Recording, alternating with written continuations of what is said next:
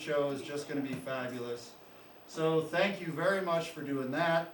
The last thing I'm going to talk about, and then I'm going to get off the stage, and you guys are going to be very happy about that. This is, okay, who's new to Joe's Cafe? Anybody new? Some newbies. We got a few newbies. So this is what I call the golden urn of cultural longevity. It is designed to lengthen culture and the arts in your community, and it works very simply. You just, from wherever you are welcome to throw pictures of dead presidents into this. And if you make it, you win. If you don't make it, keep trying. You can do it. I believe in you. So keep trying, and then Sally knows the deal. You guys got to pick up the mess. So the people with the good seats got to do work. So throw it from wherever you are, try to make it in the bucket, and the band will appreciate it. If you invest in art, you can't go wrong. So please do what you can. If you hear something you like and it inspires you, get those dead presidents in the bucket. All right, that's it. That's all I got. I'm going to get out of the way. Thank you again for supporting art in your community. Please do so wherever and whenever you can. And for now, we are going to enjoy this beautiful band giving us this pre-war jazz done perfectly. I mean, this is as good as it's going to get with this music. So we're all very lucky. Please welcome to the stage the GaslightSquares.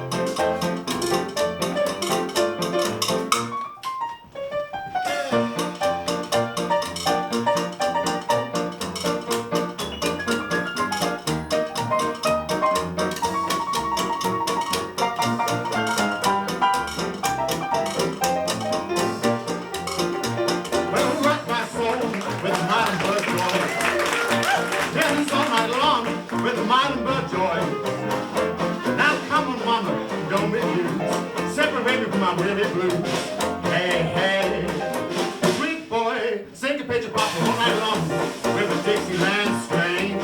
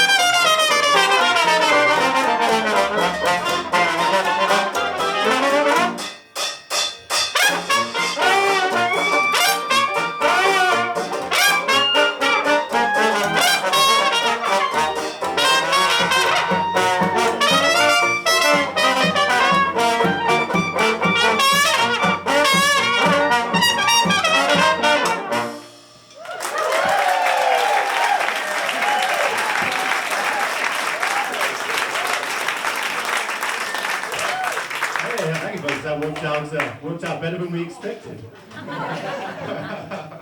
Well, thanks, folks. So we're the Gaslight Squares. Who here has seen us before? You look at her, yeah, poor souls. They have that weary look about them. Who here has never seen us before? Ah, the optimism. Good. Wonderful. Well, let me introduce the band real quick. On the piano is the wonderful Christian Promot, folks. On the string bass is Joey Glynn. Real quick interlude here.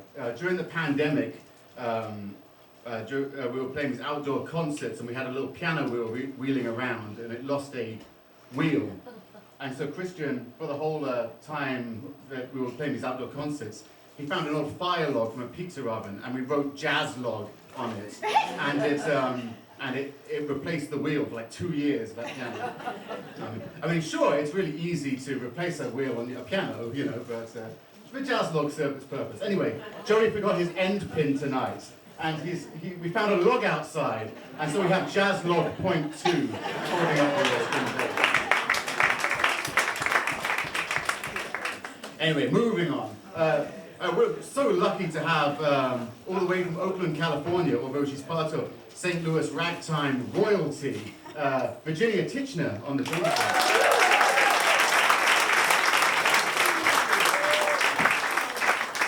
On the tenor banjo, the wonderful Jacob Alsbach.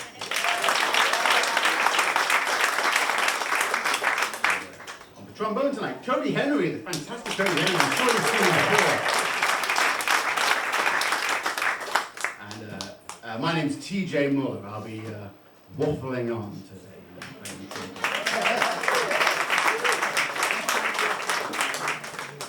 That first tune we played was called the Meilenberg Joys.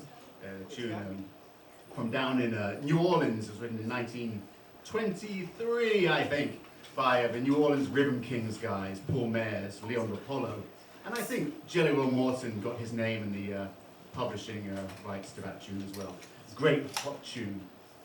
Let's see what we got next. Did I? Oh, I didn't enjoy Scott. I thought I started with you. Sorry. He's used to it. Scott, what are you doing here? Showing up in gigs. I'm so sorry. The one and only St. Louis treasure, Scott Alberici.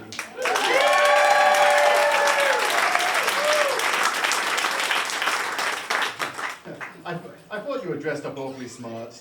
I figured you had somewhere important to be later. Okay, next up we're going to play a fun tune from 1924. This is Hard-Hearted Hannah, the Vamp of Savannah, written by Jack Yellen. This is a great tune. We'll play a chorus in, and then we'll do the verse, okay?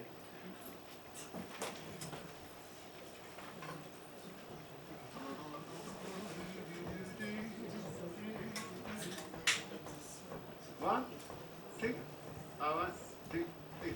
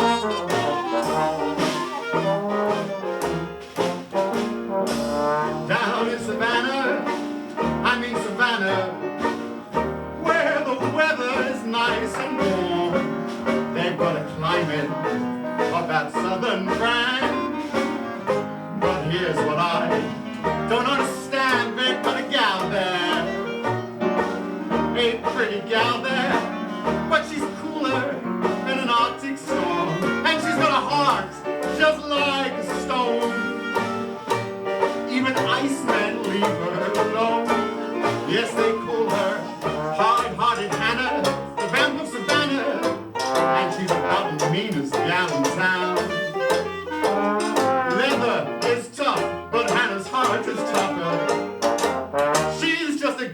likes to see me suffer, to tease him and thrill him, to torture and kill him. It's her delight, they say. Now I saw her by the seaside with an old washing pan. There was Hannah pouring water on a poor drowning man. They called her hard-hearted Hannah, the van for Savannah, GA. Let's go.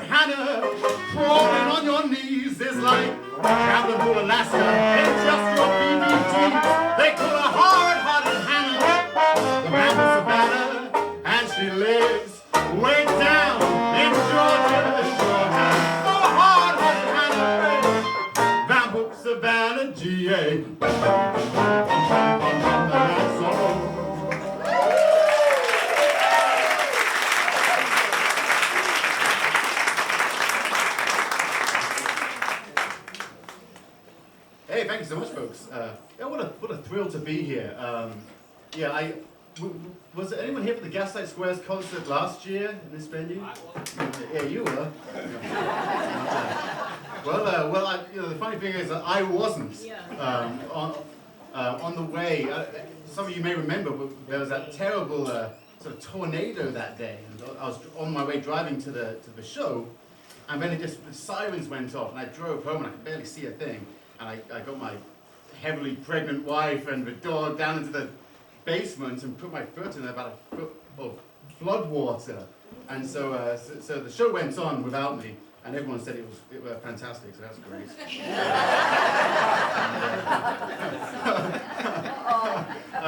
But no, I can't tell you how happy I am to be here playing instead of mopping up sewage.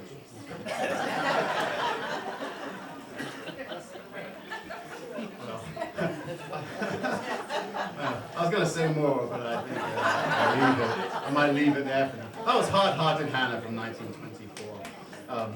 What a fun tune. I love all those stupid, goofy tunes. I was just up in Frankenmuth, Michigan. Occasionally a ragtime festival will be foolish enough to pay me to come perform these silly songs, and it's great. I get a rental car, get a banjo, and drive around the country singing these silly old songs.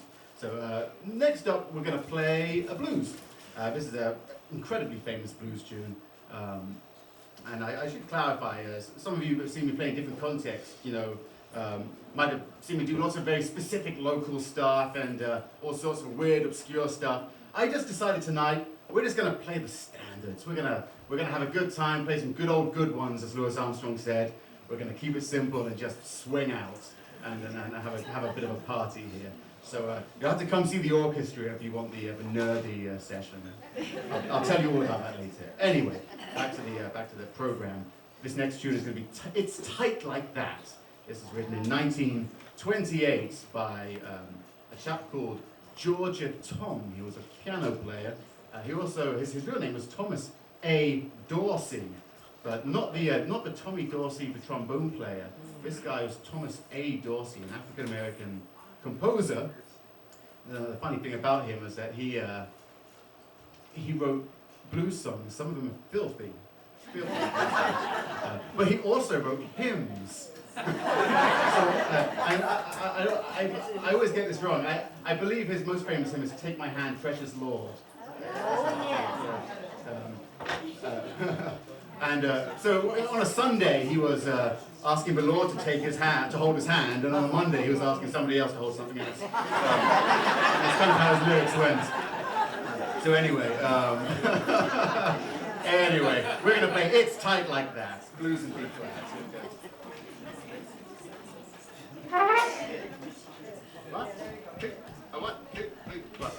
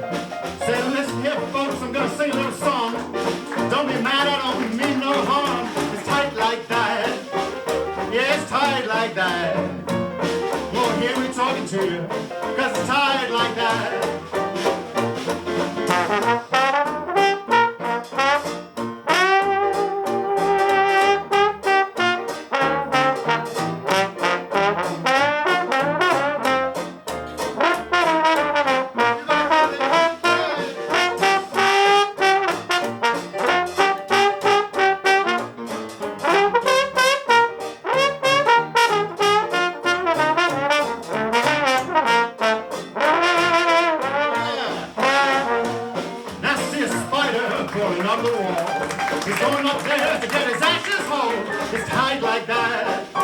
Yes, it's tight like that. Oh, hear me talking to you, 'cause it's tight like that.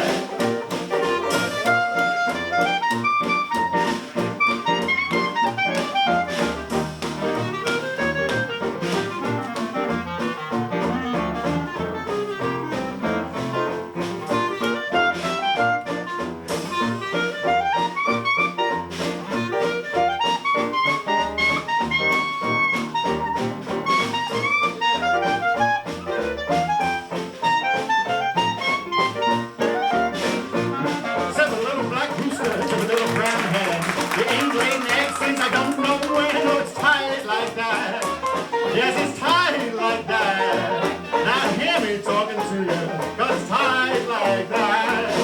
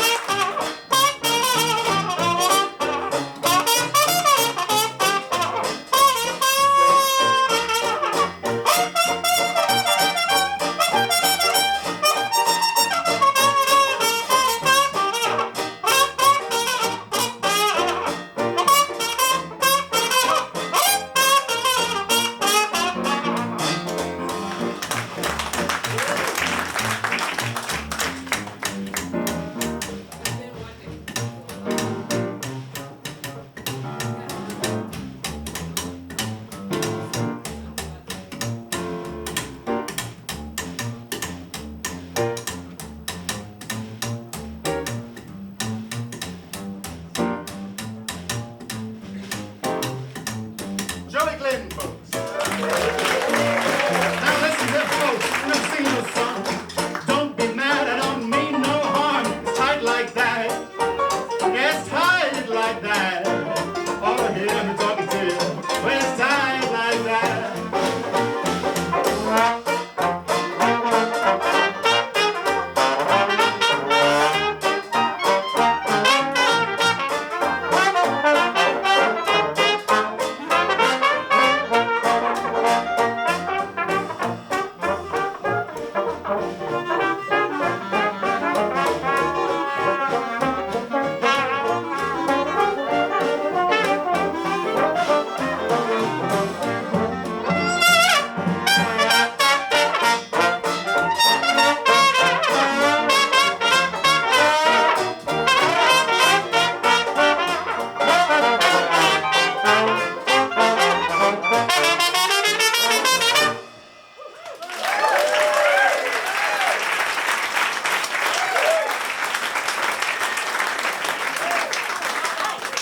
Yeah, somebody said that was tight, yeah.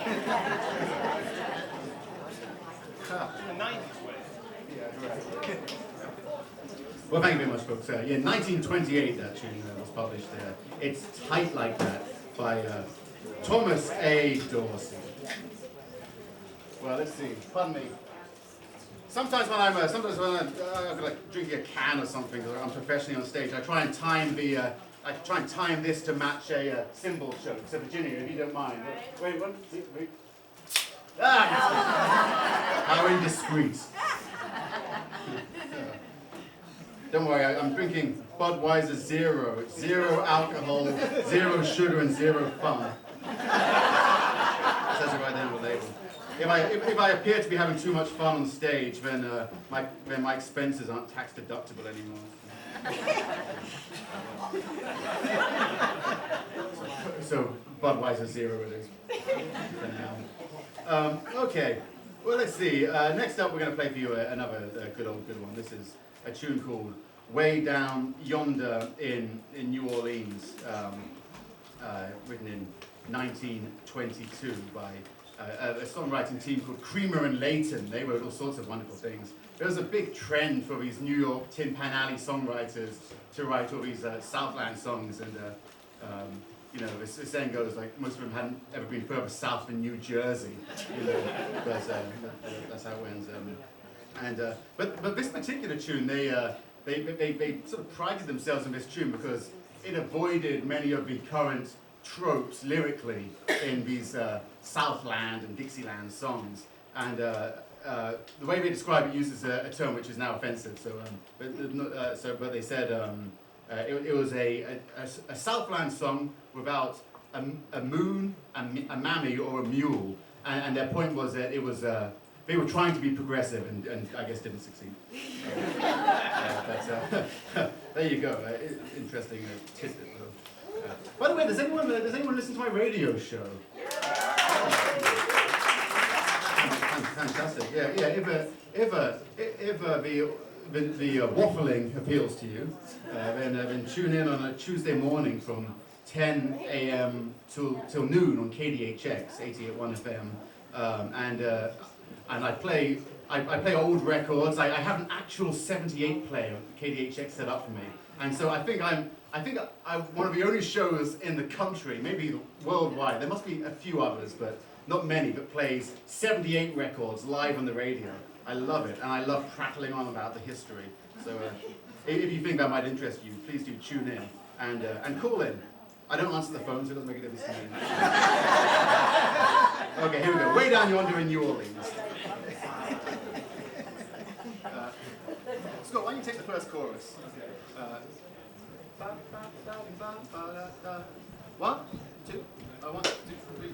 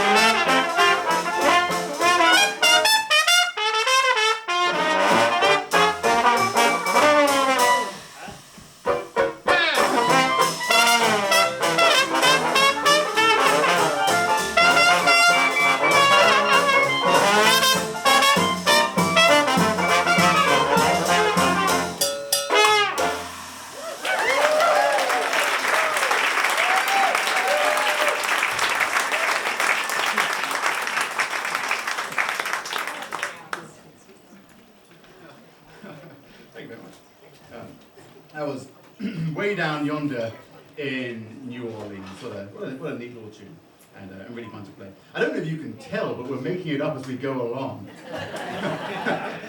That's kind of the joy of it, really. I mean, I love playing in groups where we have charts and everything figured out as well. There's great joy in that as well. And but there's something really special about just picking some standards and just seeing what happens. And sometimes what I think is going to happen with a tune, halfway through it goes in a totally different direction. And I decided at the last minute I wanted Virginia to give me a cowbell ending, which is kind of a fat jazz coat. Yeah. And so I pointed at Virginia with about 2 seconds notice and just went like that. And she knew just what to do.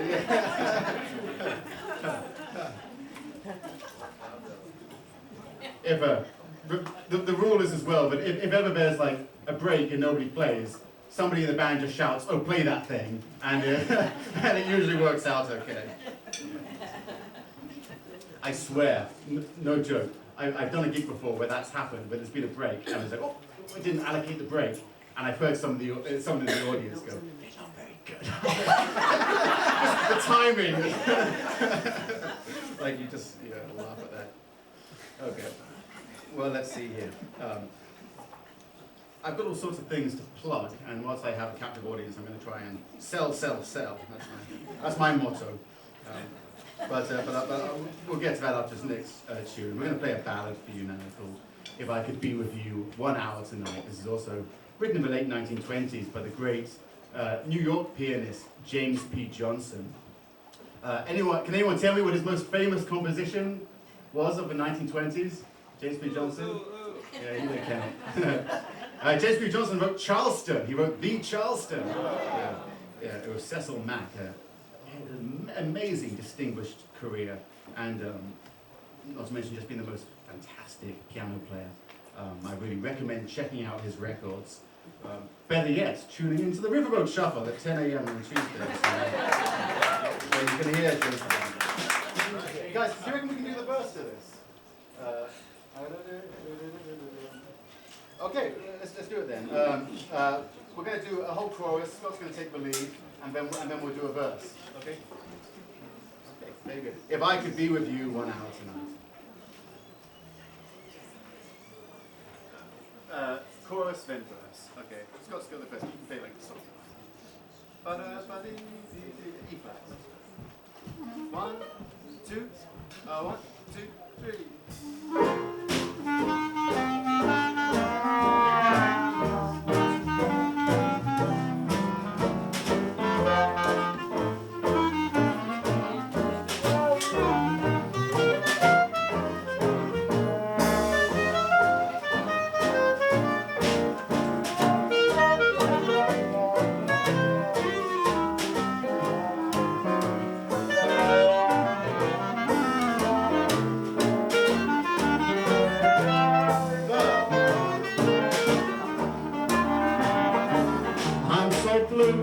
I don't know what to do.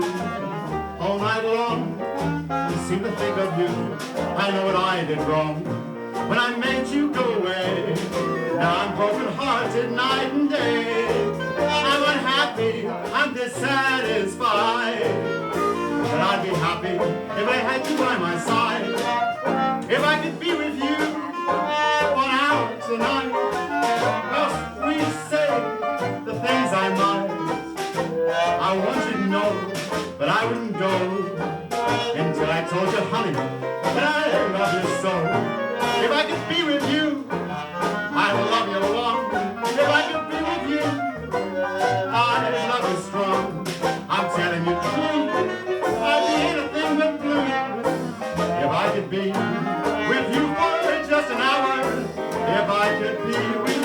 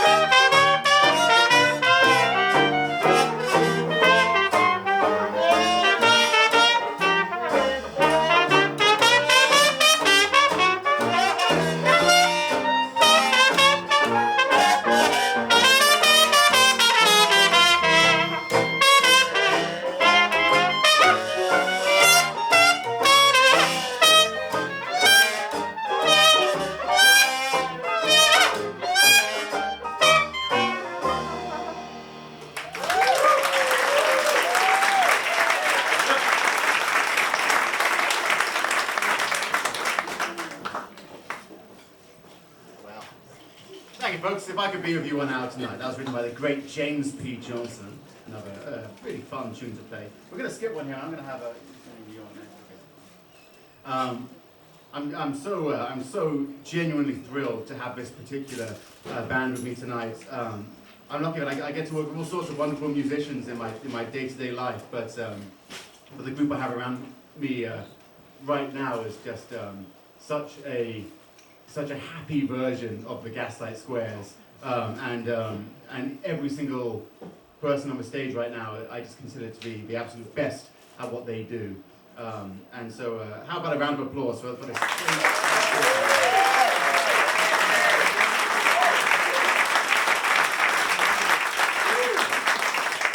So,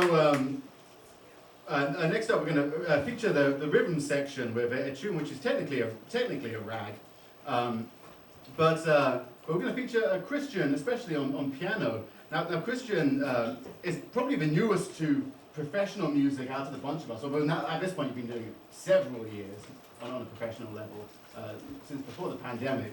But Christian is becoming well known for his great piano playing, but he's known internationally as an international award-winning dancer.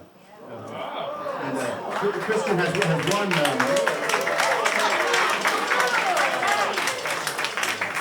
Christian's won all sorts of competitions around the globe and teaches all over the place. But those of you who know what we do will know how much we care about local history and preserving not only traditional jazz at large and ragtime at large, but specifically doing everything we can to preach about St. Louis's role in this history. And Christian. In the same way that I sort of studied with my great friend Bill Mason on cornet, Christian, even as a teenager, I think, or right in college, he was going and finding dancers who danced in the 1930s and 40s in St. Louis and learned the regional St. Louis styles of dancing. So if you want to learn about a specific dance called the St. Louis Shag, ask Christian about it. He'll tell you all about it.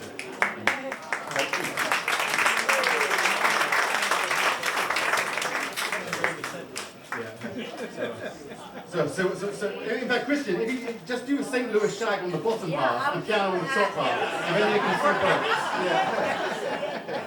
Fuzzy Knight could do it. Okay. Well, Christian's going to play for you a great Clarence Williams tune here called "The Wildflower Rag," and I think let's us horn players just pop up the stage for a second so they can get a good view of Christian's feet. Just kidding, he's not going to dance. Okay, Christian.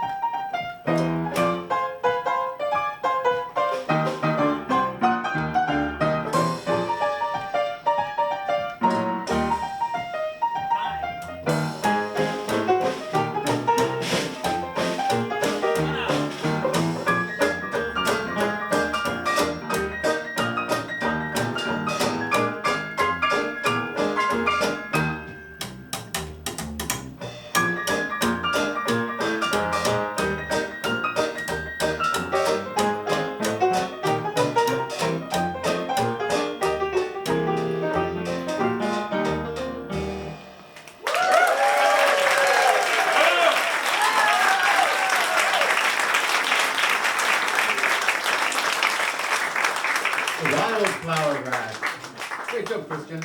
Hey, thanks to Jackson Piano for providing this fantastic piano. You know, this concert just wouldn't be the same if we had an electric keyboard. Yeah, just playing real acoustic music in an acoustic venue. There's nothing like it. How's the jazz log holding up, Joey? Good, yeah. Yeah, keep taking it. You could start your own brand of them and sell them with guitar sensor. We'll do creative art. Well, I'm going to try and sort of pitch something to you real quick. I don't have a CD for sale. In fact, I'm kind of phobic of the recording studio, so I very rarely have CDs for sale. Sometimes I'll record something live and I'll print it on my computer and sell like 5 copies. But no CD. And I certainly appreciate anything that gets chucked in here. I hear 20s and 10s the most aerodynamic. They certainly seem to fly out of my wallet. That's lousy.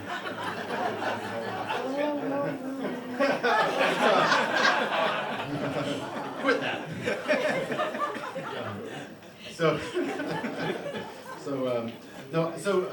Recently I've decided to make a sort of move which might be terrible for my career, but it can't get much worse. But I thought, you know, I've got a 10-month-old baby, and the other day I was looking after her, and all these emails and messages were coming in, and I was just spending all day on my phone with Facebook and Instagram, and it was just too much. I counted, and I had about 15 different ways that people could reach me. And I was thinking about Bill Mason, my hero, back in his day. He had a telephone number and an address, and that was it. If you wanted to book him, you just called him. Anyway, so long story short, I'm actually going to leave a bunch of social media. I'm getting off Facebook. I think I'll probably get off Instagram. I'm going to keep a YouTube channel, a website, and a mailing list, an emailing list. And in order to maintain a career, I desperately need people to sign up to that mailing list. And otherwise it's going to be a colossal failure. But please help me get out of the hellscape that is social media and sign up to my mailing list. On that list, you only get about 200 emails from me a month. It's not much. Just pictures of what I'm eating, you know. You'll get between 1 and 3 emails from me a month. I'll tell you where I'm playing. I'll tell you about the radio show if I've got special guests. If there's special concerts, I'll let you know where to buy tickets. And I'll let you know about what the Arcadia Dance Orchestra is up to. So if you look over here, you can see John Parker's holding up this QR code. I have a QR code there with a link. So as you leave, please sign up to the mailing list. And there's some little cards that you can take on your way out after the second act. That has the QR code as well. You'll be doing me a huge favor, and I've got a 10-month-old baby to feed. So please find out where I'm playing and come. Okay, that's the pitch over. We're gonna. Speaking of my little girl Esther, here's a tune called "I'm Crazy About My Baby." Okay, guys, we'll do the last 8, then a C minor band. Okay, last 8 in the C minor band.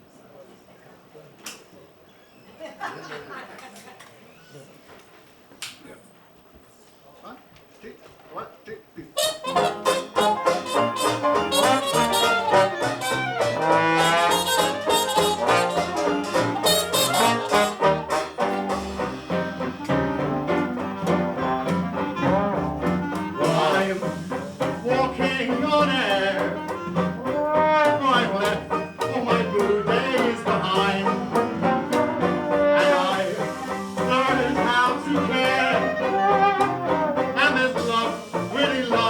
On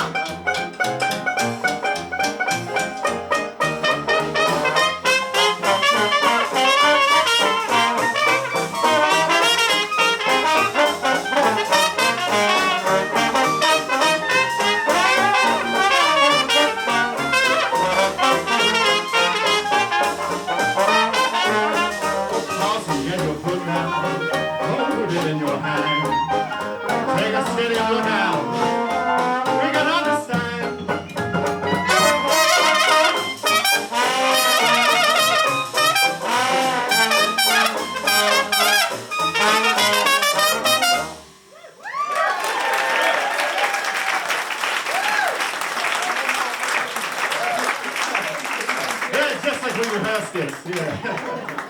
Okay, folks. I think that's about a good stopping point here. So don't go anywhere. We've got a whole other set, and there's going to be some wonderful poetry coming up next. So it's a joy to be here, folks. We'll see you soon.